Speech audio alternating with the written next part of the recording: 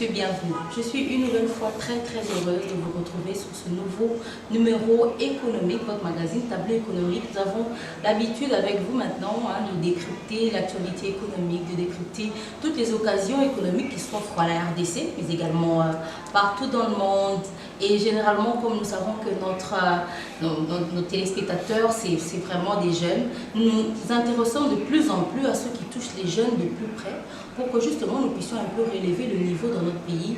Et aujourd'hui, nous allons parler de l'entrepreneuriat, un de ces sujets qui ne cesse de nous intéresser, mais vous également, les téléspectateurs, vous avez choisi avec nous pour que nous puissions en discuter. Quels sont les défis dans ce secteur en RDC? Qu'est-ce que nous pouvons faire pour booster encore ce secteur en RDC? Comment être entrepreneur? Entreprendre dans quoi exactement? Et aujourd'hui, j'ai le réel plaisir de recevoir une dame sur mon plateau. Je vais quand même l'assurer que c'est la première fois depuis que nous avons commencé cette émission avec vous. Ça fait plus d'une année maintenant. Nous allons recevoir une dame. Et nous sommes très heureux. Je pense que vous allez comprendre ma joie tout le long de cette émission. Elle va se présenter davantage. Elle est dans le monde entrepreneuriat depuis très longtemps. Et nous allons découvrir ensemble avec elle les grands défis et les difficultés auxquelles elle fait face. Voilà, je pense que j'ai assez parlé de moi et de l'émission, nous allons parler. Et je pense que tout au long de cette émission, vous allez, vous, jeunes, et tous ceux qui veulent entreprendre, avoir les outils pour être un peu plus forts et plus costauds afin d'avancer dans ce domaine. Voilà, Madame Ticia, merci d'avoir accepté notre invitation. Merci, ça fait longtemps qu'on devait se voir. Je suis enfin ravie qu'on puisse faire cette émission ensemble. Voilà, alors c'est une émission purement économique. On va vraiment essayer de rester sur le côté économique des choses. Très bien. Parce que je sais que le domaine entrepreneurial a beaucoup d'aspects. Alors la première question, comment vous pouvez vous présenter vous-même encore davantage? Alors, je suis Ticia Mukuna, je suis la fondatrice et la directrice d'une société qui produit du café et qui s'appelle La Quinoise. Donc La Quinoise est un café qui pousse ici à Kinshasa, dont le nom. C'est pour mettre en avant cette plantation si unique. Et notre plantation est à Mongafula, où nous avons 20 hectares. Et on produit du café, on le transforme, notamment à l'aide de l'eau d'Apac, et on le distribue. Aujourd'hui, on est dans 4 villes de la RDC, que ce soit Kinshasa, Matadi, Boma et Lubumbashi. Et on est dans un peu plus de 50 supermarchés. Et bientôt, on va attaquer les hôtels, qui est un grand défi, et pourquoi pas aussi Brazzaville. Donc voilà ce que je fais au quotidien. Wow. J'ai envie de dire, waouh, comment elle est arrivée là, ça fait un grand panneau finalement. Hein. Alors, vous êtes dans le monde entrepreneurial, ça fait combien de temps finalement? Donc racontez-nous votre parcours, c'est vrai qu'aujourd'hui à La Quinoise, mais avant, avez-vous des échecs, avez-vous des réussites? Comment avez-vous finalement, êtes-vous arrivé? Alors oui, effectivement, le monde entrepreneurial est un monde que j'appelle en montagne russe, parce qu'il y a des échecs, il y a des réussites, j'en ai eu également. Moi j'ai un master en marketing à la base et un MBA en négociation d'affaires. Donc mon master je l'ai eu en France et mon MBA en Chine, à Shanghai. Et quand je suis revenue à Kinshasa, parce que je suis née à Kinshasa, quand je suis revenue à Kinshasa, je suis revenue en voulant lancer mon affaire. Alors j'ai eu mon premier business qui se déroulait très bien. C'était une épicerie-restaurant. Donc épicerie dans le sens où on pouvait faire nos courses à l'intérieur du magasin. On pouvait aussi consommer directement sur place ce qu'on achetait. Donc il y avait aussi l'aspect restaurant. Donc vous pouvez par exemple acheter du riz. Et il y avait un cuisinier qui pouvait directement préparer le riz que vous achetiez. Donc c'est un concept un peu comme ça particulier. J'avais 5 magasins à la cité, donc Bandal, il y en avait Delvaux, Upen, Matete et Kitamo. Et j'ai lancé après à la Gombe. Et le fait de lancer à la Gombe, ça a été vraiment un trou financier énorme. Et ça a été mon premier échec parce que le fait d'avoir fait un mauvais investissement et de m'être entêtée sur une localisation a fait que je n'ai pas réussi à sauver les autres magasins. Donc on pourra en revenir plus en détail. Mais j'ai déjà connu, on va dire... alors j'aime pas le mot échec, j'aime bien le mot leçon. On n'a pas des échecs, on n'a que des leçons. Donc j'ai ma première leçon comme ça, en perdant cette société. Et après ça, j'ai rebondi avec encore... Finalement, mais qu'est-ce qui vous a fait, qui a fait que vous ne pouviez pas vous arrêter à ça? Vous êtes dit, écoutez, c'était une leçon, je passe, pourquoi continuer quand même? Parce qu'après, on se dit, bon, vaut mieux aller à la banque, trouver un travail. Alors, je pense qu'être entrepreneur, c'est aussi un trait de caractère. C'est-à-dire que même des gens qui ne sont pas lancés dans l'entrepreneuriat sont entrepreneurs, entreprenants. Donc, en fait, c'est quand on a une espèce de persévérance, une résilience, un brin aussi têtu, et on ne se laisse pas abattre, on veut recommencer. Un entrepreneur, c'est quelqu'un qui ne s'arrête pas à cause d'un échec ou d'une leçon, mais justement, c'est une personne qui ne voit pas ça comme un échec, mais comme une leçon pour recommencer et mieux faire. Tout le monde ne peut pas être entrepreneur, et c'est pas grave. C'est très bien, on a de très bons managers, on peut avoir de très bons leaders qui ne sont pas entrepreneurs. Mais ceux qui le sont, ce sont des personnes qui veulent persévérer et qui ne sont pas faits aussi pour le monde classique, on va dire, du travail. Ce sont des personnes qui aiment bien prendre des risques. Et je pense que c'était mon cas et que c'est toujours mon cas. C'est comme ça que j'ai persévéré. Et en fait, pendant que j'avais d'ailleurs mon épicerie-restaurant, j'avais déjà la quinoise, mon café. Et donc du coup, quand j'ai arrêté mes épiceries, je me suis concentrée beaucoup plus sur mon café et j'ai pu le développer. Et aujourd'hui, je suis contente du résultat qu'on a atteint parce qu'on a 4 villes maintenant en RDC en l'espace de 2 ans.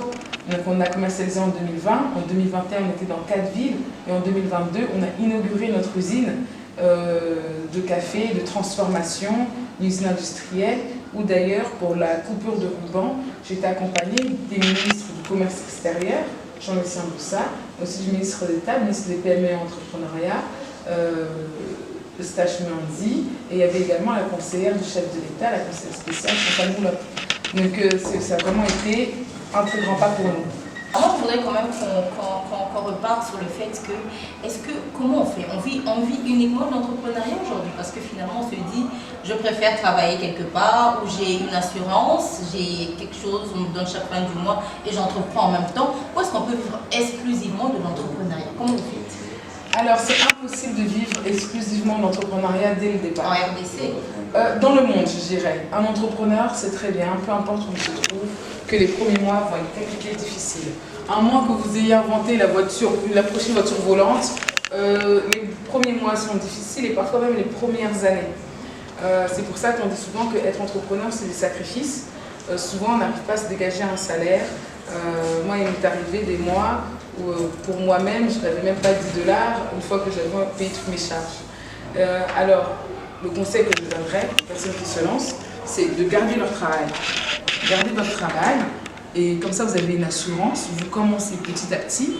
Il vaut mieux commencer petit à petit, que ça prenne un peu plus de temps que de se jeter directement dans la cage au lion et se rendre compte qu'il nous manque beaucoup de financement. L'autre chose aussi, c'est d'être entouré de sa famille.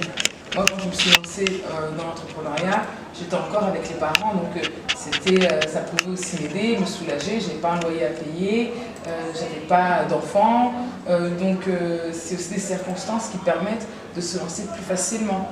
C'est vrai que c'est plus compliqué quand on est par exemple mère seule avec 3 enfants, de se lancer dans l'entrepreneuriat et de ne pas avoir de salaire parce qu'il faut bien que les 3 enfants aillent à l'école et puis mangent, etc. Donc tout est une question de circonstances, il faut voir aussi avec le cercle familial. Et si on doit rester sur le financement, moi je dis souvent qu'on cotise. Si demain vous vous mariez, on va cotiser pour vous. Si demain vous avez votre anniversaire même, on va cotiser pour vous. Nous sommes des êtres humains, un jour nous allons mourir. Le jour de notre mort, les gens vont cotiser également pour nous enterrer dignement. Alors il faudrait aussi que notre entourage, nos proches, cotisent également pour nous quand on lance notre affaire. Et la meilleure façon de lancer notre affaire, c'est d'être sérieux, de montrer qu'on a un plan d'action. On ne peut pas juste demander à notre entourage de chacun mettre 50 $ pour nos rêves. Ils vont nous prendre pour des aventuriers ou des aventurières en disant mais tu vas disparaître avec l'argent. Il faut montrer qu'on a un business plan, que si on a cet argent, on va faire ça, ça, ça et ça, et que dans quelques mois, on pourra rembourser, on sera là, on ira là-bas. Et donc tout ça, c'est le business plan. Super. Alors vous êtes dans le domaine du café, expliquez-nous qu'est-ce que vous a attiré sur ça? Parce que finalement, aujourd'hui les jeunes filles, quand on parle d'entrepreneuriat, c'est Dubaï, c'est les sacs, c'est les chaussures, c'est les perruques. Vous allez dans le café, pourquoi?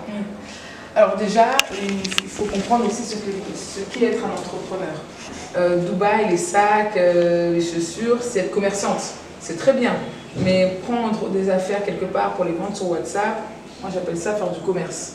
Et on en a besoin. Je suis d'ailleurs friande des gens qui ramènent des choses très jolies d'ailleurs, ou même d'ici, qui sont faits localement. Mais ça, c'est être commerçante. Entrepreneur, c'est déjà créer de l'emploi. Et encore une fois, c'est prendre des risques. Et puis participer à la croissance économique du pays. Alors pourquoi moi ça m'intéressait le café? Non seulement parce que c'est une passion, l'agriculture a toujours été une passion. J'aimais bien quand j'étais étudiante, alors que les autres préféraient aller, je sais pas moi, nager au fleuve. Moi j'aimais bien faire pousser des choses. Pousser des oranges, donc les orangers, les citronniers. Et je me suis dit, tiens, un jour pourquoi pas le café? Alors tout le monde me disait, non mais le café ne pousse pas à Kinshasa. Et je me suis dit, mais je peux essayer. J'ai acheté de la semence qui venait de Béni pour $20. J'ai planté mon café, j'ai essayé de faire pousser comme je faisais pousser mes autres choses, les mangoustaniers, tout ça. Puis petit à petit, j'ai vu, ah tiens, ça pousse. On me disait, ah bah super, ça pousse, donc je me fais aider aussi dans l'agronome, parce que il ne suffit pas juste de mettre ça comme ça, il faut vraiment entretenir. Et quand j'ai vu que j'avais du café, je me suis dit, c'est tellement original, c'est incroyable, qu'est-ce que je vais en faire? Et un jour, quelqu'un m'a expliqué que non, il connaissait des Turcs et des Libanais prêts à acheter mon café. Je me suis dit que ce serait un bon plan, mais ce serait quand même dommage parce qu'on va enlever l'originalité de ce café qui est le seul qui pousse à Kinshasa. Pourquoi pas créer ma propre marque et je vais l'appeler la quinoise.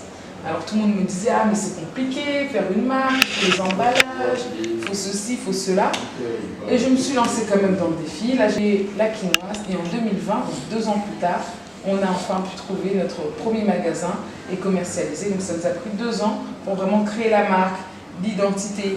Vous voyez sur notre logo, on a la femme en Bétou, parce que ce sont des femmes, ce sont les reines de l'agriculture. On a le nom qui s'appelle la quinoise, qui fait référence à la plantation.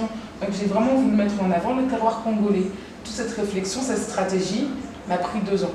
Et une fois que c'était lancé, les gens ont adhéré parce qu'ils ont tout de suite compris la vision de notre entreprise. Alors finalement, comment vous faites concrètement? Expliquez-nous un peu dans la chaîne. Je sais qu'on va voir les images défiler tout au long de cette émission. Comment ça se passe dans la chaîne? Vous plantez, vous avez une équipe, après vous allez... comment ça se passe? Alors, en agriculture, on travaille beaucoup avec les journaliers. On fait beaucoup aussi de partenariats. Moi, je travaille par exemple avec le chef coutumier, là où j'ai ma plantation. Et donc, il y a tout ce côté... donc plantation, production du café, on a notre germoire, on plante, on arrose nos plantes, tout ça. Et la partie récolte. Une fois récolté, on va les torréfier et moudre à l'ONAPAC, ancien aux ACAF, ou aussi, c'est un tunnel du café. Ensuite, on va mettre en paquet dans notre usine.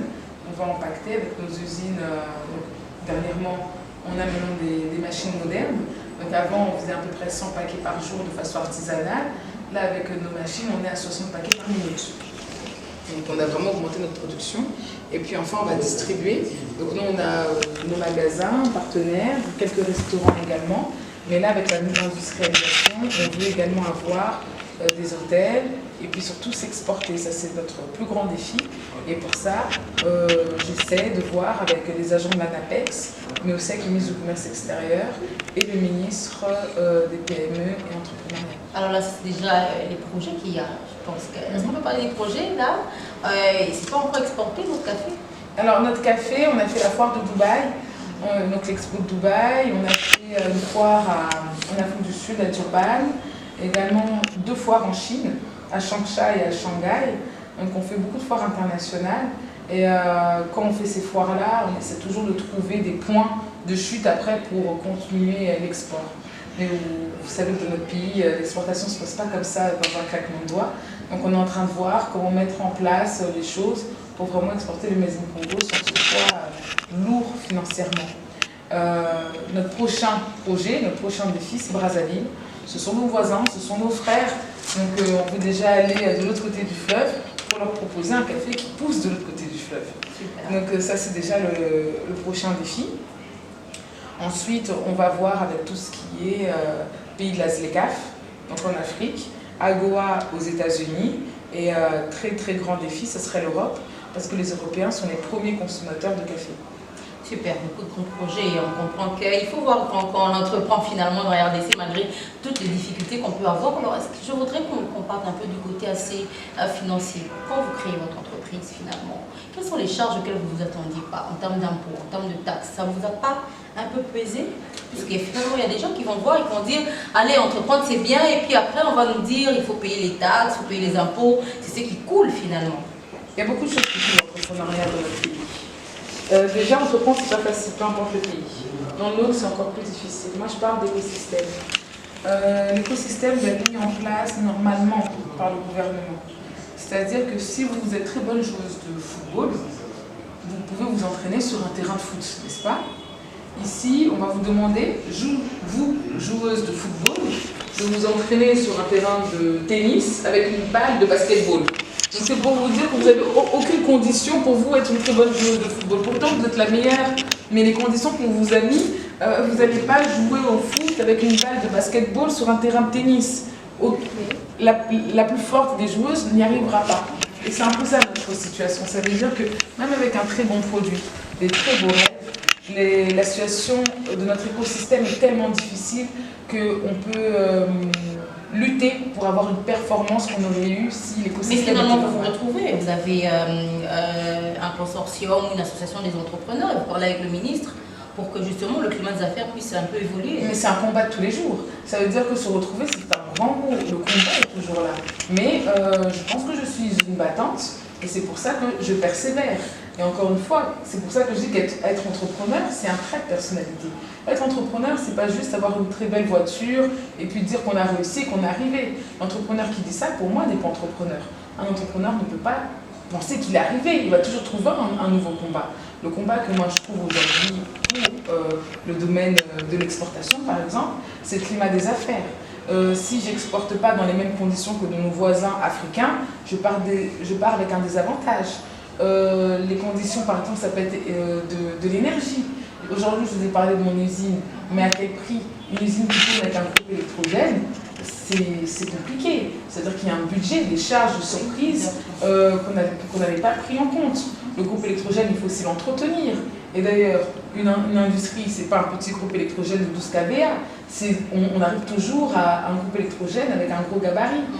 Ça peut être les routes pour aller dans la plantation pendant la saison des pluies. À l'heure où on enregistre, hier soir, il y a une forte pluie. Là, maintenant, aujourd'hui, pour aller dans la plantation, c'est impossible. Ou alors, il me faut une grosse voiture, un 4x4. Je n'ai pas l'argent pour avoir ma grosse voiture et mon 4x4. Donc vous voyez, c'est tout ça un peu qui peut effectivement faire couler un business, mais quand on est entrepreneur, on est battant et on ne s'arrête pas là. On trouve des solutions, on trouve des plans B, on trouve d'autres façons de faire et puis surtout on trouve des interlocuteurs qui peuvent faire changer les choses. Parce qu'on parle souvent aujourd'hui du changement de narratif avec le gouvernement, mais le changement de narratif, c'est aussi le changement d'action. Et s'il n'y a pas un changement d'action, ça sera la même narration. Alors, parlons des produits exactement, les produits à l'étranger. Est-ce que nous avons toujours le même standing que les autres pour que ça passe ou que ça passe pas? Je prends un exemple, parce que là on parle, pourquoi notre pondu célèbre ici, qui est bien préparé par nos mamans, n'est pas si bien vendu à l'étranger, dans les bons packages, etc. Bon, déjà, c'est de la nourriture locale, mais il faut réussir, ça c'est un très grand défi, à mettre en avant notre culture. Ça veut dire qu'il faut réussir à ce qu'un Mexicain se dise tiens, je viens de préparer congolais, qu'un Norvégien se dise tiens, je viens de préparer congolais, ou qu'un Anglais ou un Français. Alors qu'aujourd'hui, si je vous propose d'aller manger un shawarma, vous savez ce que c'est. Si je vous propose d'aller manger une pizza, vous savez ce que c'est. Si demain, je vous dis allons prendre... je ne sais pas moi, des spaghettis, vous savez ce que c'est. C'est-à-dire qu'ils ont mis en avant leur culture. Aujourd'hui, n'importe qui sur la terre peut manger une pizza. Mais pas n'importe qui peut manger du pondu. Donc c'est à nous d'exporter aussi nos us et coutumes. C'est à nous de montrer c'est quoi être congolais. C'est seulement la politique entrepreneuriale du pays ou bien c'est les Congolais eux-mêmes qui ne prennent pas conscience? C'est un tout. Je pense qu'on ne peut pas juste pointer du doigt une partie de la population. Mettre en avant son pays, c'est l'affaire de tous. C'est notre pays à tous. On ne peut pas se dédouaner en disant c'est à eux de faire ça et puis moi je ne fais rien de mon côté. C'est aussi avoir un discours positif sur notre pays. C'est par exemple essayer de mettre en avant le terroir congolais. C'est pour ça que même dans mon paquet, vous voyez derrière, c'est écrit fièrement congolais. on met en avant notre pays. On a une carte ici, du Congo également. On met bien en avant la ville de Kinshasa, parce que c'est là d'où vient notre café. Donc, à chaque pan de notre histoire avec la quinoise, on essaie de mettre en avant notre pays. Ça, c'est notre part. L'autre part de cette action, ça sera le consommateur qui va lâcher. Pourquoi pas l'ambassadeur de la RDC en Éthiopie va voir ça dans son ambassade. C'est une façon de mettre en avant son pays. Pourquoi pas le jour où vous avez de la famille qui vient de je ne sais où, vous leur dites, ah, bah, repartez avec ça.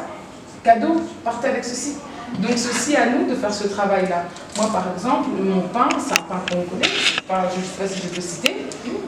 C'est le pain Allegra que je consomme. Les confitures que je prends, c'est confitures Manitech. Le thé que je prends du Poutou. Donc c'est aussi moi, dans ma façon de consommer, je prends des produits congolais. Quand je peux, je prends congolais. Mon jus, ça va être un jus de jambon. Mon yaourt, ça va être un yaourt Biokivu. Donc là, je fais pour mes copains. Alors finalement, est-ce que les Congolais prennent votre café? Parce que c'est ça aussi la problématique finalement. Est-ce qu'on se soutient? Parce que là, vous les avez cités. Mais est-ce qu'on se soutient? Est-ce que les Congolais, est-ce qu'il y en a plusieurs qui viennent dans la quinoise, qui consomment ce café finalement? Vous savez, moi, avant, je pensais, comme beaucoup, que la plupart des gens se disaient que les produits importés étaient de meilleure qualité. Et que les produits congolais étaient d'une qualité hasardeuse. Ça m'est déjà arrivé d'acheter du miel et de trouver une abeille à l'intérieur. Je me suis dit, c'est pas propre, même si ça veut dire que c'est bio, ça veut dire s'il n'y a pas des règles d'hygiène. Donc, j'avais tendance à penser ça aussi, hélas. Quand je me suis lancée dans mon affaire, je me suis dit, il y a plein de gens qui pouvaient penser comme ça. Il y a des gens qui pensent comme ça, mais j'ai surtout été très étonnée de voir cette solidarité qu'il y avait au Congo sur la quinoise. Les gens qui me font ma pub, qui vont partager mes produits, ce sont les Congolais. Il y a vraiment une très forte solidarité. Il y a des gens qui disent même notre café, tu sais, c'est pas ton café, la quinoise, c'est le café de tout le monde, c'est l'affaire de tous. C'est à nous tous. Des gens à Numbashi qui disent que ça s'appelle la quinoise, mais c'est aussi à nous aussi les Louchois. La quinoise, c'est aussi pour nous. Donc, et même des gens de Goma qui disent mais la quinoise vient quand finalement à Goma? Moi je leur dis non, vous avez déjà du très bon café. Mais que ça vienne quand même jusqu'ici. Donc vous avez rencontré une solidarité? J'ai rencontré une solidarité, même des personnes. Dernièrement, j'ai un ami que j'ai croisé qui m'a dit tu sais Ticia, moi je ne consomme pas du café, ça me donne des palpitations. Mais il y a toujours ton café chez moi, comme ça si quelqu'un veut boire du café, c'est le tien que je sers. Et c'est cette solidarité-là qui est mise en place. Alors c'est à petite échelle pour l'instant, beaucoup sur les réseaux sociaux. Il faudrait que ça quitte les réseaux sociaux pour vraiment que ça arrive auprès du grand public, auprès de tout le monde. Alors dernièrement, on a vu, puisqu'on parle des réseaux sociaux, voilà, on a vu votre photo avec la première dame. Vous avez été reçue par madame, la distinguée première dame, madame Denise Nyakirou. On a parlé du leadership féminin. On a parlé des difficultés de faire de l'entrepreneuriat quand on est une femme. On a parlé de la difficulté de faire l'entrepreneuriat en agriculture, la difficulté de faire l'entrepreneuriat quand on est jeune, bref, du monde de l'entrepreneuriat. Elle a reçu, elle a reçu 5 femmes, on était 5 dans des domaines différents, elle nous a écoutés, elle a écouté nos différents projets. Il ne s'agissait pas d'un échange pour un échange, mais vraiment un échange pour essayer de voir quelles sont les solutions à mettre en place. Je lui ai d'ailleurs demandé de venir voir mon usine, chose qu'elle a acquiescé de faire, donc je l'attends. Madame la Première Dame, je vous attends. Et également, je lui ai demandé de vraiment nous soutenir sur l'idée de faire une campagne nationale de communication sur l'entrepreneuriat. Aujourd'hui, les jeunes, ils pensent que pour réussir, il faut faire de la politique. Aujourd'hui, le buzz n'est que politique. Si on veut être connu du jour au lendemain, il suffit de dire une phrase choc en politique. Et pourtant, on participe à la croissance économique du pays, on crée de l'emploi, on aime notre pays. Faire l'entrepreneuriat au Congo, il faut aimer le Congo, hein, c'est clair. Ah oui, il faut un patriotisme incroyable. Et il serait temps de mettre en avant les warriors de l'entrepreneuriat, qu'on voit un peu l'autre facette et qu'on montre aux jeunes qu'il y a une autre façon de réussir que juste faire de la politique. Mais est-ce que ça signifie finalement que le lobbying est en train de nous porter contacté, puisque la première dame, si elle a entendu parler des entrepreneurs et des jeunes filles qu'elle les a reçus, finalement, il y a quelque part que ça c'est en train de bouger. Les choses sont en train de bouger. Dernièrement, j'ai été nommée parmi les 30 jeunes influents en Afrique par le magazine Forbes Afrique. C'est un magazine international. Il y a eu la réception de la première dame, il y a eu l'inauguration avec 2 ministres et une conseillère spéciale. Les choses sont en train de bouger et je pense que tout le monde a envie, maintenant qu'on parle aussi du Congo, d'une autre façon que comme on le fait actuellement. Alors effectivement, on est dans un pays difficile, compliqué, il y a des troubles, il y a des massacres et il y a aussi des gens qui se battent. Et aujourd'hui, on a aussi envie de montrer la facette de ces gens qui se battent. Et c'est ça en fait qui est en train d'arriver. J'espère qu'on arrivera même jusqu'au président de la République pour lui dire voilà, nous existons, voilà ce que nous faisons à notre niveau, voilà comment vous pouvez nous aider pour qu'on englobe plus de monde, pour qu'on crée plus d'emplois, pour qu'on motive plus de personnes. Vraiment être reçu par le président de la République, mais aussi que ça génère de l'action. Je pense que c'est vraiment le prochain gros événement qui pourra arriver aux entrepreneurs. Et je crois qu'on sera en tête de clôturer et il faudrait quand même qu'on parle des banques parce qu'aujourd'hui finalement les entrepreneurs, les jeunes surtout se disent allez, j'ai une idée, je vais à la banque, on me donne crédit. Est-ce que votre relation personnelle, votre parcours personnel avec les banques, expliquez-moi un peu votre expérience. Bon, écoutez, nous on est un pays de zone rouge. Donc ça veut dire qu'on n'a pas un crédit sous d'autres cieux qui peut être à 4%, 3%, voire même 0,5%. Nous, le crédit qu'on a est à 18%. C'est énorme. Quand on veut se lancer, c'est peu. En tout cas, pour moi, c'était trop. Donc moi, j'ai commencé avec mes économies. J'ai pas quitté ma première affaire, je travaillais quand même à côté, je mettais de côté, j'avais la chance de ne pas avoir d'enfants, d'être chez les parents, donc je pouvais mettre de côté avant de me lancer réellement. Puis après, ça a pris comme ça. J'ai fait aussi des concours, donc j'ai eu des subventions. Donc il y a le concours de plan d'affaires, COPA, sous le patronage du ministère des PME, mais également de la Banque mondiale. J'ai eu le concours Challenge Entreprise de la Fédération des entreprises du Congo, de la FED. J'ai eu le concours Pionnière de la francophonie. Donc parmi 13 pays francophones, mon entreprise a été sélectionnée. Donc tous ces concours ont permis d'avoir de la visibilité, mais aussi des subventions. Une subvention, ce n'est pas remboursable. Donc pour quelqu'un qui se lance, je conseillerais d'avoir les subventions. Après moi, avec la banque, j'ai surtout un rapport de sponsoring. Les banques m'accompagnent quand je fais mes événements et m'accompagnent quand, par exemple, je fais mon inauguration ou la Journée internationale du café. Et la banque qui m'accompagne comme ça, c'est une banque aussi qui peut me ressembler. C'est pour ça que, par exemple, j'ai choisi la Rabobank. Mais est-ce que les jeunes aujourd'hui vont aller directement à prendre du crédit à la banque? Non, c'est ce que je ne conseillerais pas. Moi, je conseillerais d'abord de mettre de l'argent de côté. Ensuite, j'appelle ce qu'on appelle le love money. Love money, c'est l'entourage. Donc, demandez à votre entourage, pour mon anniversaire, pour les 10 prochaines années, ne me donnez rien. Donnez-moi maintenant. Et pendant 10 ans, je ne demanderai même pas un cadeau. Maman, papa, donnez-moi ce que vous pouvez, mais donnez-moi pour ma société. Voilà ce que je vais faire avec cet argent. Vous avez déjà ça. Donc, vos économies, le love money, quelques subventions à gauche à droite, vous vous lancez. Il y a des subventions comme la Fondation Tony Emile qui donne $5 000 même à des porteurs de projets. Il y a King Startup Academy qui donne $5 000 aux gagnants. Vous faites ces deux-là, vous avez déjà $10 000. Et avec $10 000, vous pouvez lancer votre entreprise. Même avec 5 000, même avec $1 000. Moi, j'ai commencé avec $20 de semences. Donc, il faut que les jeunes comprennent que pour lancer sa société, c'est pas à pas. On ne doit pas lancer une société et puis boum, le lendemain rouler en Range Rover. Non, ça ne se passe pas comme ça. On lance la société, on continue à prendre notre moto, jusqu'à un jour, on pourra acheter une voiture. Super, je crois qu'on est vraiment à la fin de fin là. On a beaucoup de choses à dire. Je pense qu'on fera peut-être une autre encore émission avec le temps. Qu'est-ce que vous voulez dire à tous les jeunes entrepreneurs, femmes surtout, en RDC? À tous les entrepreneurs femmes, courage, tenez bon. Souvent, on va remettre en cause votre crédibilité. On va penser que vous êtes la secrétaire ou un parapluie, que derrière vous, il y a un mari, un père, un oncle qui réfléchit à votre place. C'est pas grave. C'est par votre travail que vous allez montrer qu'ils ont tort. Il ne faut pas se laisser abattre. Il ne faut pas se laisser déstabiliser aussi par des messieurs qui peuvent vous draguer. Non, vous allez montrer que vous travaillez.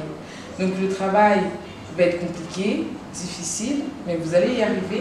Et surtout, on représente la moitié de la population, donc on ne peut pas laisser ces messieurs gérer le pays, il faut qu'on intervienne aussi. Super.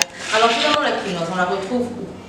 Je peux citer les points de vente? Oui, exactement. Ah ok, alors on retrouve ça au magasin King Marché, à Hyper-Pissarro, à Mabélécope.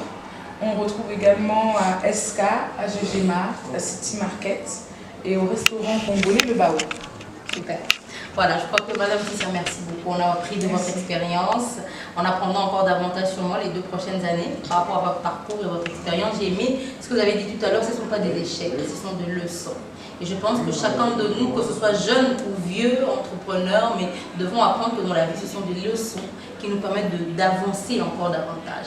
Alors c'est la fin de cette émission, mesdames et messieurs. Merci de nous avoir suivis avec beaucoup d'attention, comme chaque jour. Aujourd'hui, nous étions avec Madame Tissia Moutouna, qui est patronne, entrepreneur, si je peux dire ça, CEO, comme on aime le dire, de cette très belle marque, la quinoise. Vous nous suivrez encore en continu sur MB Télévision et sur tous les réseaux sociaux et sur YouTube. Nous allons continuer à discuter, à échanger. N'oubliez pas que vous pouvez toujours nous contacter pour les prochains thèmes de prochaines émissions. On se voit très prochainement avec le même plaisir et sur les mêmes antennes. Au revoir.